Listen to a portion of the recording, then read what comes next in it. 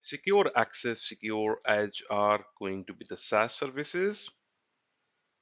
Hence, technically, they are based on your cloud connectivity. And for cloud connectivity, proximity is going to be the base component. The number of POPs and the data centers you are going to have, users are going to get better proximity to your services. So if you take a look on the network architecture of a SASE providers, that basically combines security and the networking capabilities into a single cloud-based services. Cloud POPs refer to point of presence in a cloud network architecture where data is processed closer to the end user, improving performance and reduce latency. Access Cloud claimed that they have 350 edge locations across the globe. Similarly, Zscaler claims that they have 150 data center locations across the globe. I'm not going to be here vendor specific. This is very generic discussions what we are going to have. So my aim is to make you understand that how the whole concept behind the scene works for any of the SASE provider. Throughout the series, we are going to discuss on the main component of the SASE one by one. So let's start with SD-WAN. A typical network design may look like this. You might have SD-WAN already deployed for your network. So I will consider that as SD-WAN cloud. So this SD-WAN capability can be extended to your cloud. So you might be running on-ramp SD-WAN services. And from the branches, you will have the SD-WAN equipments all over the place. And this is data center. So from here, or from any other location where you have the SD-WAN deployed, you will be building those IPsec tunnel where you are going to communicate from branch to cloud, branch to data center, or data center to cloud. So this is all IPsec based infrastructure what you have. Similarly,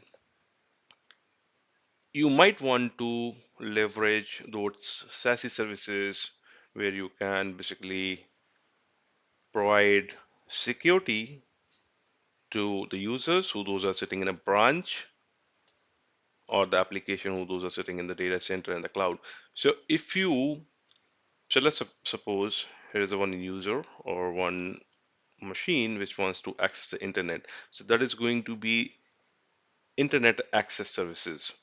And if you want to leverage SASE, that means all the traffic it should come to the SASE cloud, and SASE cloud is going to be the different service together. So to bring or to leverage those services, security services from the SASE provider, you need to bring all that traffic to SASE cloud. How that will happen? You basically need to build an IPsec tunnel, and that IPsec tunnel will be built from the SD-WAN equipment. So technically, you are integrating your SASE cloud with your SD-WAN cloud. Let's understand more deeper. So when you want to do the integration from SD-WAN to SASE, what will happen basically, you are going to choose two locations. And if they are the regional one, so let's assume these two locations. And this is one of the SD-WAN equipments you might have. So you are going to build two IPsec tunnels. And this is for the redundancy purpose. So at a time one is going to be the active, and when it fails, all the traffic will be going to the secondary IPsec tunnel.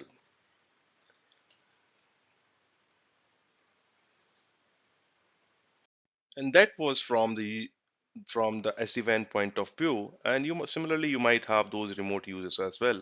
So these remote users basically they have two ways to access the SASE services.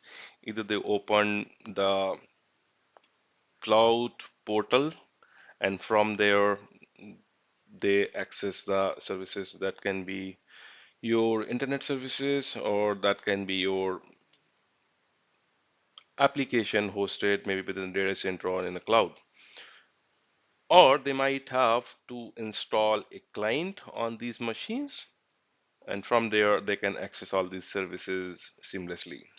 So how they are going to connect to the SASE cloud? It is going to be based on DDLS and the TLS connectivity. It's not IPsec. There can be three use cases what I can see. So from this user point of view, if this user wants to access secure internet services, they can utilize the SASE. Similarly, the second use case, if you have those application hosted in the data center and you want to access it securely, so this is going to be the path. And to build this connectivity, every SASE provider, they are going to leverage this connector concept, which we'll discuss later on.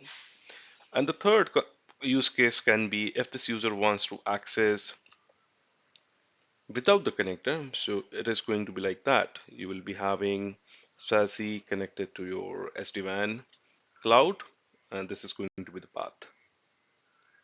In the next episode, we will be discussing about DTLS and TLS connectivity. Thank you for watching, and I will see you in the next video.